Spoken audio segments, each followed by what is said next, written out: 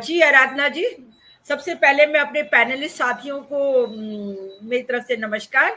और ये जो आज का विषय लिया है सचमुच में बहुत ही दुखदाई विषय है।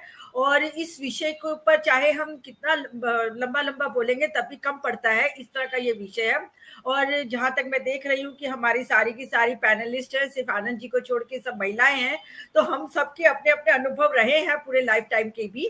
तो मैं ये समझती हूँ कि इस विषय पर बात करने से पहले सबसे पहले मैं आपको अपने कुछ इतिहास की तरफ ले जाना चाहती हूँ, और इतिहास से भी पहले मैं पौराणिक कथाओं पे ले जाना चाहती हूँ। आपने देखा होगा कि पौराणिक कथाओं में आपने द्रौपदी को देखा कि द्रौपदी को बोला गया कि 5 पतियों में बांट दो, परंतु किसी ने ये सोचा ये कि द्रौपदी की क्या इच्छा है, द्रौपदी क्या चाहती है।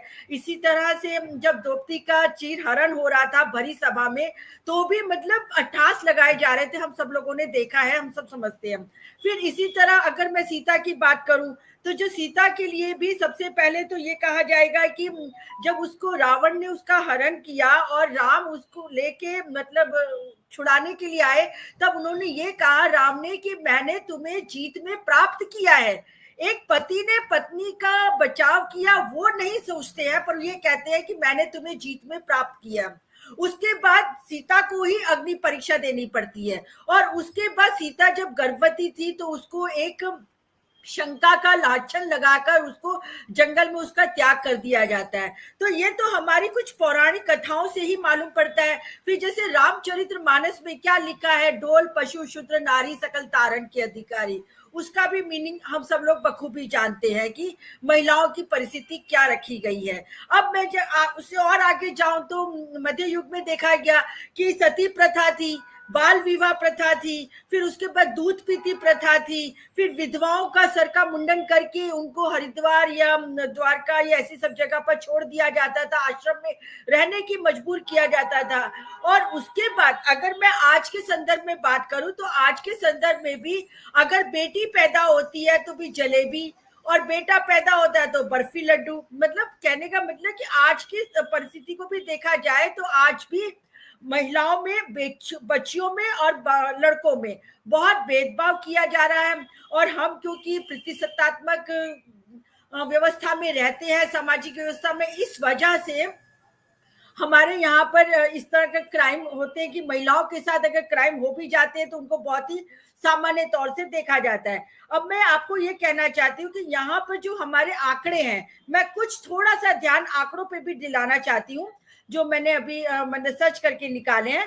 यहाँ पर जो महिलाओं के साथ जो क्रुएल्टी होती है वो क्रुएल्टी है, अगर हस्बैंड और उसके रिलेटिव के थ्रू देखी जाए तो 43.4% क्रुएल्टी है, अदर्स के अंदर 0.2% क्रुएल्टी है, डॉवरी प्रोहिबिशन एक्ट के अंदर जो क्रुएल्टी आती है वो 2.9% है।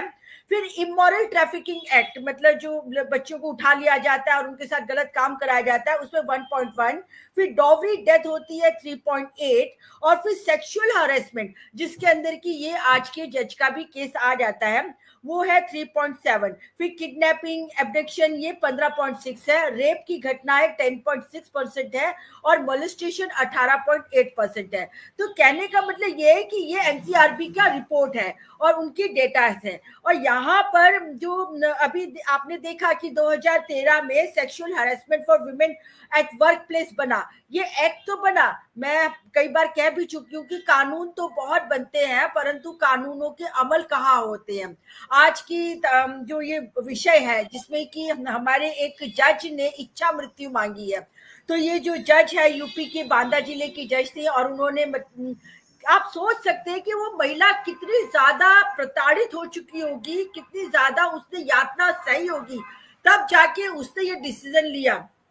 और मैंने उनके बारे में जाना कुछ, तो उन्होंने 6 सेकंड में हाईकोर्ट ने उनकी याचिका को रफे दफे कर दिया, मतलब उनकी सुनवाई भी नहीं हुई। ये कहने का मतलब जो एक जज की सीट पे बैठी हुई महिला है, जब उसको न्याय नहीं मिल रहा है तो हम समझ सकते हैं कि और महिलाओं को कैसे न्याय मिलेगा। यहाँ पर बहुत ही हमारा जो सामाजिक ढांचा है उस ढांचे के अंदर महिलाओं को हमेशा दूसरे दर्जे पे रखा जाता है, निम्न श्रेणी निम्न कोटि में रखा जाता है।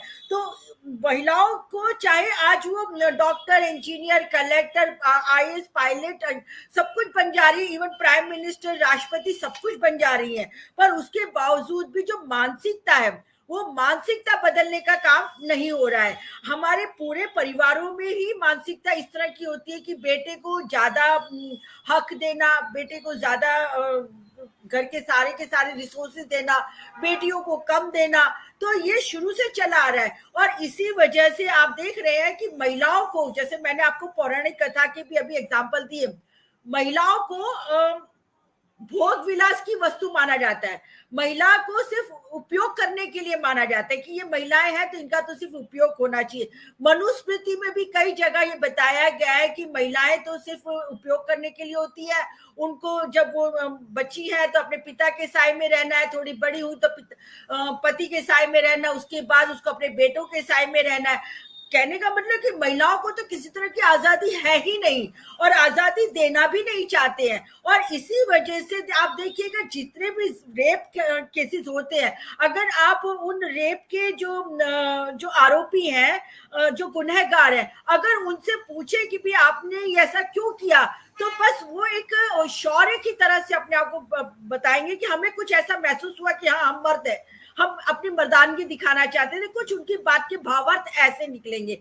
मतलब यहाँ पर महिलाओं को शोषण करना ही उनका अपना एक मर्दानगी की निशानी होती है। और जो हमारी ये जो घटना घटी है इच्छा मृत्यु की, जिन्होंने सीजीआई को पत्र लिखा, खुला पत्र लिखा, और वो महिला जज जिसने एक सपने देखे होंगे वो भविष्य में कितनी अच्छी जज बन के आगे आ सकती थी, हो सकता है सुप्रीम कोर्ट तक भी पहुंच सकती है, पर वो जज ने जब ये इच्छा मृत्यु की बात रखी अपनी, तो अपने आप में बहुत ही दुखदाई है। और हमें अपने समाज को, अपने आसपास सब लोगों को ये समझना पड़ेगा कि महिलाओं के भी उतने ही राइट्स होने चाहिए जितने कि पुरुषों के हैं। कागजों पे दिए जाते हैं परंतु वास्तविक तौर पे वो राइट्स उनको नहीं मिलते हैं। और यहाँ इस बात की शुरुआत हमें हमारे परिवारों से ही करनी पड़ेगी।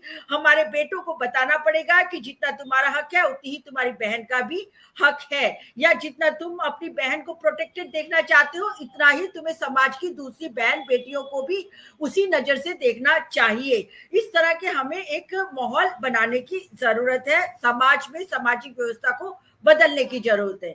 जी आराधना जी। जी बहुत बहुत धन्यवाद रत्ना जी। हमारे बीच में भाषा सिंह जी उपस्थित हो गई है।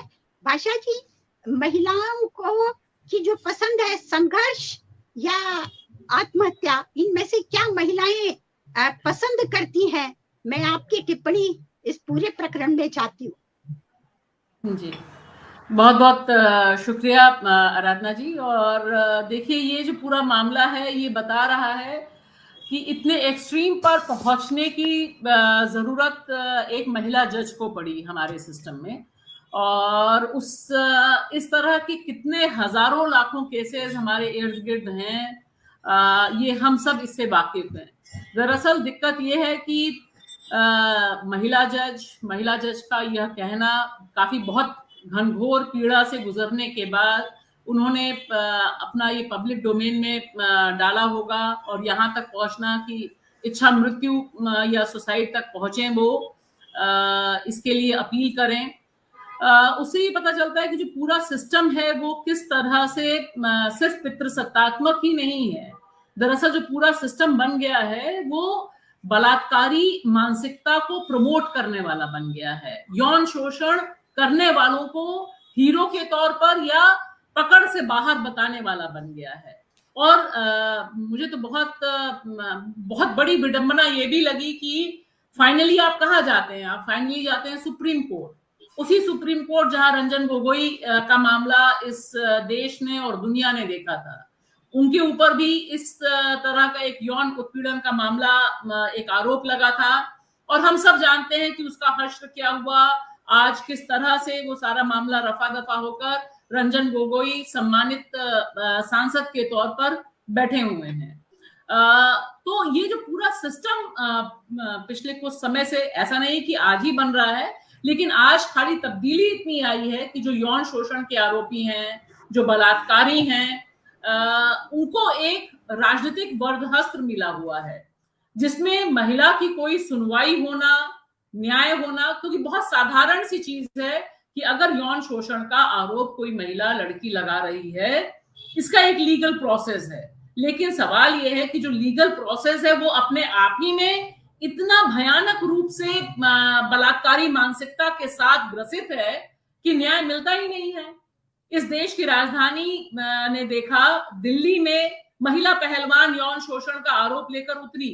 वे तमाम वे लड़कियां थी जिन्होंने ओलंपिक गोल्ड मेडल हासिल कर रखा है, यानी उनके पास पद प्रतिष्ठा सब थी। लेकिन देखिए, आज जब ये महिला जज की बात हम सुन रहे हैं, उस समय जो यौन शोषण का आरोपी सांसद है भारतीय जनता पार्टी का बृजभूषण शरण सिंह, वो खुलेआम सीना ठोकते हुए कह रहा है कि उन लोगों को उनकी कारस्तानी का बदला मिलेगा, आज उनको कोई बुला नहीं रहा है, पहले वो इतना कमा लेती थी।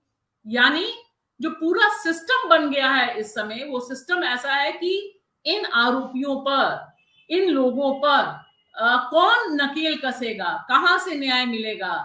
क्या जुडिशरी में इतना हिम्मत है? क्या जुडिशरी इस तरह का, क्योंकि जो महिला जज ने जिस तरह से बताया है कि 6 मिनट में पूरा मामला रफा दफा कर दिया गया, यानी जिनके ऊपर उन्होंने आरोप लगाया था आज की तारीख में, वे सब फुल प्रूफ अपने अपने काम को अंजाम दे रहे हैं। और ऐसे लोगों के पास हम और आप कल्पना करिए कि अगर इस तरह के जज बैठे हुए हैं जो अपने ही सहयोगियों के साथ यौन शोषण करते हैं, उनके पास जब कोई साधारण महिला न्याय के लिए जाती होगी तो उसका वो किस नजरिए से उसको देखते होंगे, न्याय कैसे मिलता होगा, कहाँ मिलता होगा। ये एक बहुत दर्दनाक स्थिति है भारतीय लोकतंत्र की, भारतीय न्यायपालिका की। और मुझे लगता है कि इस समय बहुत जरूरत है कि कम से कम जुडिशरी अपनी साख बचाए। सीजीआई के पास अपील पहुंची है, सीजीआई ने रिपोर्ट मांगी है। सारी चीजों में अगर हम एक हफ्ते के भीतर देखते हैं कि दोषियों के खिलाफ कोई कार्रवाई होती है, उनको अपनी जगह से, अपने जो पोजीशन ऑफ पावर में जो जज बैठे हुए हैं उनको बाहर किया जाता है, तब एक छोटी सी आस ही बन सकती है कि हाँ, इतना बड़ा कदम उठाने से पहले जो महिला ने अपना इतने ट्रॉमा, इतने दर्द से गुजरने के बाद इसे पब्लिक डोमेन में डाला और ये सोच के डाला कि अब उनके पास कोई रास्ता नहीं है, तभी एक आस हो सकती है कि अगर कुछ इस तरह का हो। लेकिन दिक्कत यह है कि त्वरित कार्रवाइयां होती हैं, कुछ बयान आ जाते हैं, चीफ जस्टिस ऑफ इंडिया को तुरंत संज्ञान लेते हुए तो कम से कम ये एक मॉड्यूल करना चाहिए था कि ऐसा मामला हुआ है तो फिलहाल जिनके ऊपर आरोप लगा है उनको साइडलाइन किया जाए, वो किसी तरह के मामले ना सुने, ताकि एक मैसेज जाए। दिक्कत है कि इस तरह का मैसेज देने की कोई प्रक्रिया नहीं है। सेक्सुअल हैरेसमेंट एट वर्कफोर्स एक कानून के तौर पर है, पहले विशाखा गाइडलाइन थी, आज कानून के तौर पर है। लेकिन देखिए, जो कानून है उस कानून को इम्प्लीमेंटिंग जो एजेंसी है, जो न्यायपालिका है, वहीं पर इस तरह की सुरक्षा, इस तरह का कोई सिस्टम नहीं है। इससे पता चलता है कि दरअसल जो पूरा का पूरा सिस्टम है वो कितना कोलैप्स कर गया है और ब्रॉडली एक मनुवादी विचारधारा संसद के ऊपर, संसद के द्वारा बनाए गए कानून के ऊपर रूल कर रही है। और ऐसे में बहुत जरूरी है, जिस तरह से भारत में भी एक अभियान चला था मी टू वाला, जिसमें लोग खुलकर सामने आए और उन्होंने बताया कि इस तरह से सेक्सुअल फेवर्स मांगे गए, इस तरह से लोगों को जो पोजीशन इन पावर यानी शक्तिशाली पदों पे जो लोग बैठे हुए हैं वो महिलाओं और लड़कियों का शोषण करते हैं। मुझे लगता है आने वाला समय इस तरह के अभियानों की और जरूरत महसूस करा रहा है कि तमाम महिलाओं को, तमाम जिस तरह से महिला जज आई हैं, उनके पक्ष में बड़े पैमाने पे लोगों का उतरना जरूरी है। और ये देखना जरूरी है कि ऐसी महिला या ऐसी लड़कियां अपने को अकेला महसूस ना करें, क्योंकि सिस्टम यही चाहता है कि ये अकेली पड़ जाएं, अलग थलग पड़ जाएं, लड़ते लड़ते थक जाएं, चुपचाप कॉम्प्रोमाइज कर ले। इसलिए बहुत जरूरी है कि तमाम प्लेटफॉर्म्स पर सिर्फ इन पे चर्चा ही ना हो, बल्कि यह भी बताया जाए कि ये वही लोग हैं जो राम रहीम जैसे आदमी को, जो इसने बलात्कार किया, हत्या की, पैरोल देती है। यही न्यायपालिका है। एक तरफ जो न्यायपालिका पैरोल पर छोड़ रही है ऐसे लोगों को, दरअसल वो बलात्कार और यौन शोषण को कम करके बता रही है और बता रही है कि ये कोई बड़ा अपराध नहीं है। लिहाजा बड़े पैमाने पर देश से एक आउटरीच, एक स्वर का उभरना बहुत जरूरी है। एक प्रेशर ग्रुप के तौर पर महिलाओं की आवाज का आना जरूरी है, ताकि मजबूती से मैं महिला जज को सलाम करना चाहती हूँ कि तमाम ट्रॉमा झेलते हुए हम सब जानते हैं कि कितना बड़ा मानसिक प्रताड़ना है इस पूरी प्रक्रिया से गुजरते हुए इसे सार्वजनिक करना, अपने नाम के साथ बाहर आना, ये जो उन्होंने काम किया है, मुझे लगता है कि इससे तमाम लोगों को सबक लेते हुए जो लोग इस समाज में संविधान को चाहते हैं, संविधान के राज को चाहते हैं, उन्हें सामने आकर ये चिन्हित करना पड़ेगा कि इस तरह के लोगों को, इस तरह के जज हों, इस तरह के सांसद हों, इस तरह के जो बाबा हैं, इनका एक सोशल बायकॉट का मूवमेंट चलाना बहुत जरूरी है। इस पे बात होना, लिखना और महिला को लगातार एक संबल देना, क्योंकि दिक्कत यह है कि ये पूरा सिस्टम महिला को अकेले छोड़ देता है प्रताड़ना झेलने में, और वो थक हार के हिम्मत करके इस एक्सट्रीम कदम तक पहुंचती है। बहुत अच्छा किया महिला जज ने कि उन्होंने पत्र लिखा, पत्र को सार्वजनिक किया और एक खबर के तौर पर हमारे सामने आया। मैं उम्मीद करती हूं कि आप जैसे तमाम प्लेटफॉर्म्स के जरिए ये मैसेज नीचे तक जाए कि अगर एक महिला जज आज असुरक्षित है तो हम सबको मान लेना चाहिए। हम जितने पैनल पे बैठे हैं हम सब जानते हैं कि कोई महिला सुरक्षित नहीं है, क्योंकि अगर संविधान के ऊपर मनुस्मृति का राज हो जाएगा तो मनुस्मृति में महिलाओं को न बराबरी है, न गरिमा है और ना ही उनके अधिकारों की कोई सुरक्षा की गारंटी है। तो ये एक मूवमेंट में तब्दील होना जरूरी है।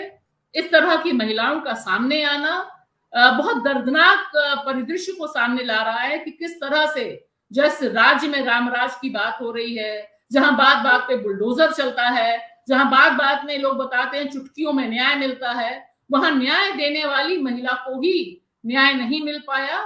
यानी यह मनुस्मृति राज किस तरफ जा रहा है, इसका एक पर्दाफाश करता है, दुख भरा पर्दाफाश महिला जज की पूरी कहानी, पूरा जो यातना है वो हमें बता रही है।